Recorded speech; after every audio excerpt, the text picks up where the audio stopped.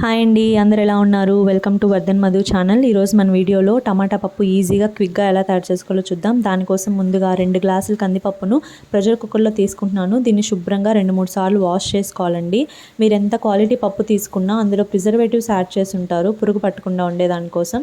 So మీరు వాడే ముందు కనీసం 2-3 సార్లు అయినా శుభ్రంగా వాష్ చేసుకోండి. వాటర్ ట్రాన్స్పరెంట్గా ఉంటే సరిపోతుంది. తర్వాత 1 గ్లాస్ కందిపప్పుకు 2 గ్లాసుల చొప్పున వాటర్ తీసుకొని ఈ కందిపప్పును కాసేపు పక్కన ఉంచుకుందాం.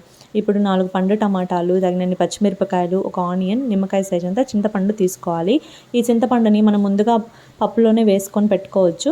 సో ఇక్కడ నేను పప్పులో యాడ్ చేసి పక్కన ఉంచుకుంటున్నాను. తర్వాత ఇలా చిన్న ముక్కలుగా కట్ చేసుకున్న ఆనియన్, టమాటా, చిల్లీ కుక్కర్లో యాడ్ చేసుకొని తగినంత పసుపు యాడ్ చేసుకొని స్టవ్ పైన 5-6 విజిల్స్ వచ్చేంత వరకు ఉడికించుకోవాలి. ఈ విధంగా పప్పు బాగా ఉడికిపోయి ఉంటుంది.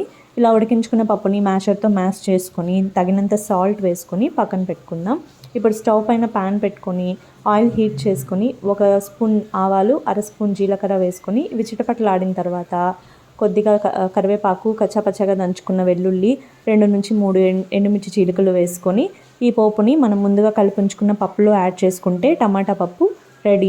ఈ టమాటా పప్పుని వేడి అన్నంలో నెయ్యి వేసుకొని ఉప్పు మిరపకాయలతో కానీ లేదంటే వడియాలతో కానీ నంచుకొని తింటే బాగుంటుంది. మీరు కూడా ట్రై చేయండి.